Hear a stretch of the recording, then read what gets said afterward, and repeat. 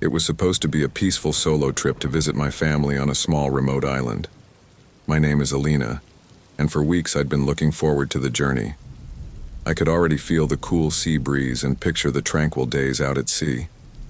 But something happened on that trip, something I still can't fully explain. It changed the way I think about traveling alone and left me with a lingering unease. It was only my second night on the cruise.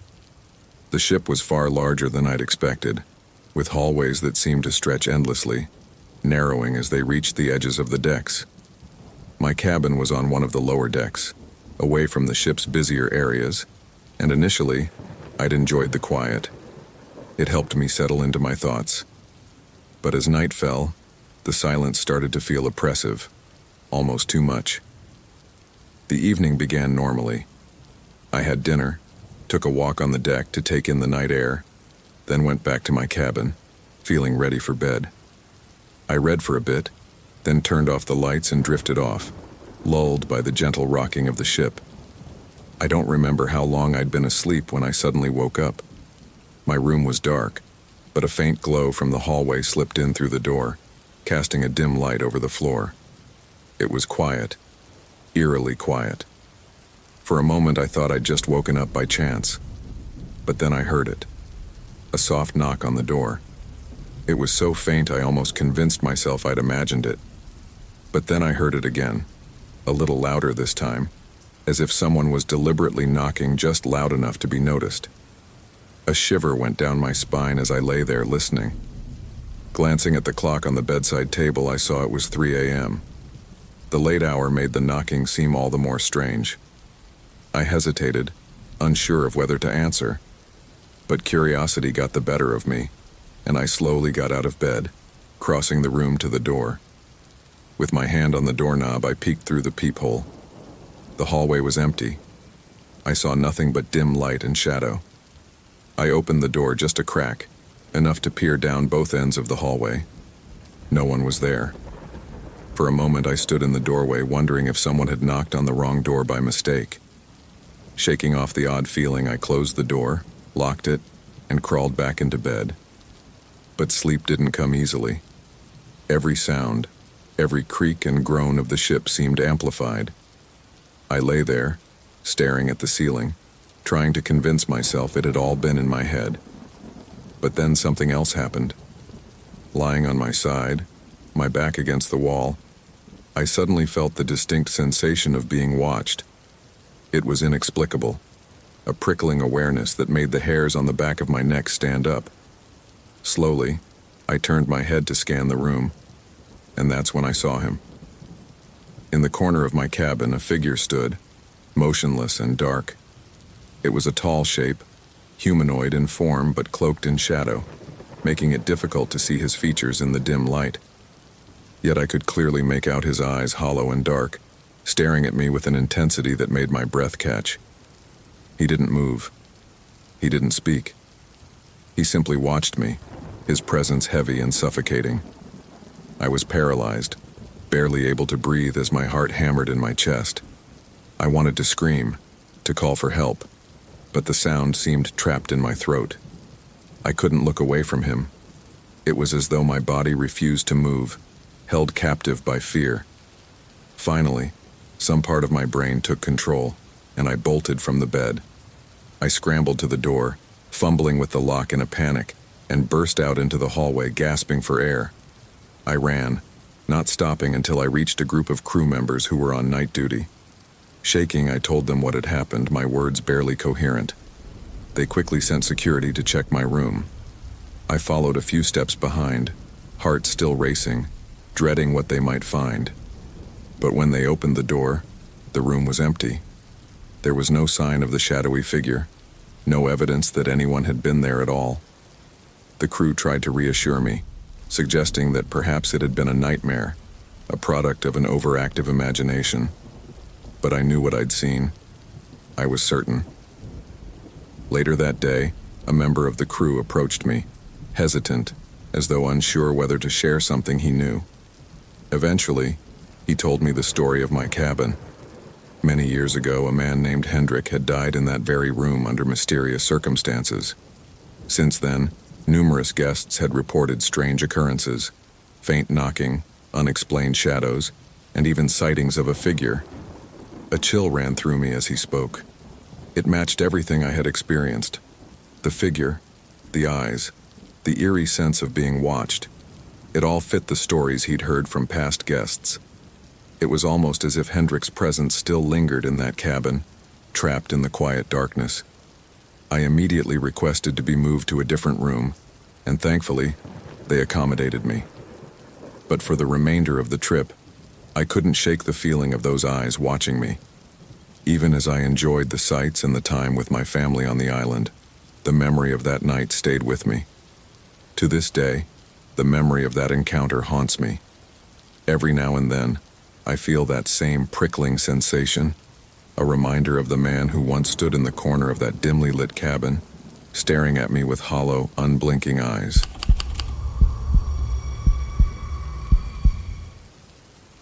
My boss Dave and I get along pretty well at our small tech business. He's the laid-back, friendly type, so when he asked me to join him on a family trip, I agreed right away. The trip was meant to be a simple escape from everyday life, and he brought along his wife Karen and their teenage son Alex. Alex was around 16, quiet, mostly on his phone, like any other teen his age. He was a nice kid, polite, and generally kept to himself. The first few days of the trip were fantastic. We explored, enjoyed delicious food, and made the most of the warm weather. The cruise ship itself had plenty to offer: shows, game rooms, and pools. Alex often spent time on his own, hanging out at the pool and meeting other kids his age, so everything seemed fine. Then one night, things took a dark turn. I went to bed around midnight after a day filled with sun and activity. Dave's family suite was right next to mine, and I quickly fell asleep, rocked by the gentle motion of the ship. But around 1:30 a.m., a loud knock at my door jolted me awake. I stumbled out of bed, groggy and disoriented, wondering who would be knocking at such an hour. When I opened the door, I saw Dave standing there, his face pale and his eyes wide with panic. "Is Alex here with you?" he asked, his voice trembling. Confused, I rubbed my eyes. "What? No. Why would he be here?" Dave looked even more distressed. "He didn't come back to our room after dinner. We thought maybe he crashed here or stayed with some other teens." Immediately, a knot of dread formed in my stomach. Something was very wrong. Dave and I threw on clothes and hurried down to the customer service desk. Karen joined us there, looking equally frantic. We explained the situation to the staff, who quickly took it seriously. A missing teenager on a cruise ship was no minor issue. Within minutes, a ship-wide search was announced and crew members started scouring every deck. The ship was vast, like a floating city, making the search both difficult and terrifyingly urgent. We checked all the usual spots: restaurants, the game room, the pool deck, even the theaters. But there was no sign of Alex. As the hours passed, the panic grew, etched deeply into Dave and Karen's faces. This trip, which was supposed to be relaxing, had turned into a nightmare. Around 3 a.m., one of the crew suggested we search the ship's unused areas, closed-off rooms and empty corridors. It felt like a long shot, but we were desperate. Crew members split us into groups, assigning me to search with a large, stern-looking security guard. We combed through dark, empty rooms, the ship's engines faintly humming in the background. Just when we were about to give up, we opened a door and saw him. There, lying on the floor, was Alex. His hands were tied behind his back and a dirty cloth covered his mouth. His eyes were wide with fear, and he was trembling. For a moment, I couldn't believe what I was seeing.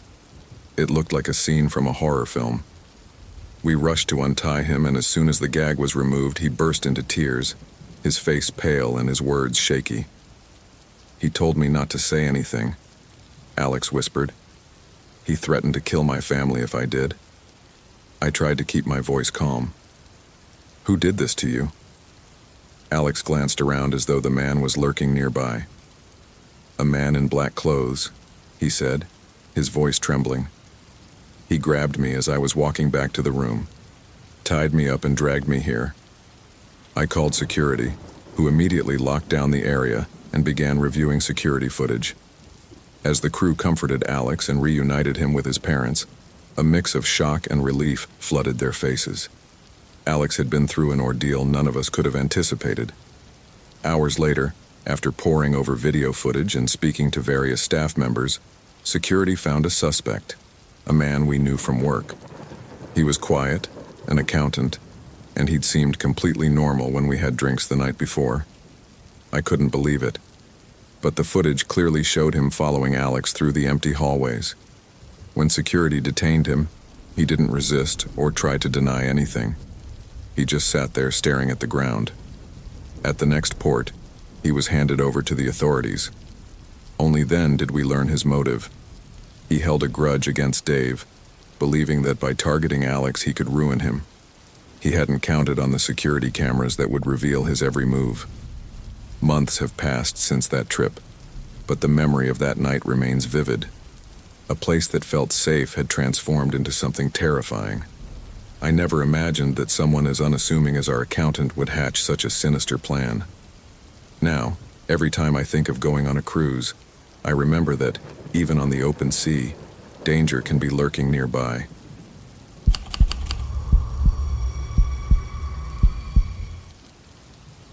The first time my family and I went on a cruise, I was 13 years old. It was thrilling. My first time on such a massive ship, filled with endless possibilities and hidden places to explore. I was bursting with excitement, imagining the adventure awaiting me, especially the promise of cool places and the vastness of the ship itself. By day, my family and I enjoyed all the ship had to offer, from games and pools to endless food options. But at night, a different atmosphere settled over the ship. The lively buzz faded, replaced by an almost eerie silence as the vast decks and corridors emptied. The ship felt alive in a quiet, mysterious way. One night I found myself unable to sleep. I glanced over at the clock beside my bed. It was 2 a.m. The room was quiet and everyone else was sound asleep. The ship creaked and groaned softly as it sailed through the open water. Lying there in the darkness, I felt the pull of curiosity. What harm could there be in taking a late-night walk on this safe, enclosed ship? Carefully, I climbed out of bed, slipped on my shoes, and tiptoed to the door, taking care not to wake my family. The hallway outside was dimly lit, stretching like an endless tunnel ahead of me. Something about wandering alone at that hour made me feel both exhilarated and nervous. I walked down the silent hallway, past the deserted dining areas and up to one of the open decks. That's when I saw him, a teenage boy, maybe a few years older than me, leaning against the railing and staring out at the Black Sea. He turned as I approached, giving me a curious look that made me hesitate. "You're out late," he said with a slight smile. "Exploring the ship?" I nodded, feeling a mix of shyness and excitement. "Yeah, couldn't sleep." He introduced himself as Robert and offered to show me around. At first I wasn't sure, but he seemed friendly, and I was curious to see parts of the ship I hadn't yet explored. I agreed to follow him, and he led me through various parts of the ship, pointing out areas that were quiet and hidden from the usual paths. As we walked, he talked a bit about himself, sharing that he had been on the cruise for a while, drifting from place to place. He claimed to know every nook and cranny, every secret spot on the ship, places where you could be invisible if you wanted. It sounded intriguing at first. Who wouldn't want to discover the hidden side of such a vast vessel? But soon, Robert's stories took a darker turn. He admitted he liked sneaking into people's rooms when they weren't around and would take small things just for the thrill of it. He even bragged about stealing a man's wallet while he slept by the pool. His face lit up as he described the rush of getting away with these little adventures. I felt a creeping sense of discomfort as he spoke. There was something unsettling about his tone, the way he seemed to relish the thrill of doing things he knew were wrong. Then he looked at me with a sly smile. "I could teach you, you know. We could work together. No one would ever catch us." My heart skipped. The excitement I'd felt turned to unease. I told him, as casually as I could, that I needed to get back to my room. Robert just nodded, his expression knowing as if he were in on some private joke. But I wasted no time. I quickly retraced my steps, making my way back to my cabin and closing the door behind me as quietly as possible. For the next few days, I did my best to avoid Robert. I stayed close to my family, going to crowded places, and only left the cabin when I knew they'd be with me. With so many people on board, it wasn't difficult to keep my distance from him. Then, something happened that I'll never forget. Word spread through the ship that a wealthy businessman had been robbed, a pricey gold watch stolen right from his cabin. The ship's security team quickly apprehended a suspect, and curious passengers gossiped about the incident. When I overheard the name of the thief, my blood ran cold. It was Robert. I felt a mix of relief and dread, realizing how close I had come to being dragged into his scheme. If I had stayed with him that night, if I had accepted his offer, I might have found myself in serious trouble. He had been taken into custody, held by ship security until we reached the next port. The rest of the trip was colored by this experience. I felt like the cruise's initial excitement was tainted, and I could never shake off that creeping sense of danger that had surfaced during my encounter with Robert. As the ship docked and we disembarked, I breathed a sigh of relief. I knew I'd narrowly escaped something dark, and I felt grateful that I had trusted my instincts to walk away from Robert that night. It was a lesson I'd carry with me, a reminder of how easily things could take a dangerous turn, even in a place that seemed so safe and controlled.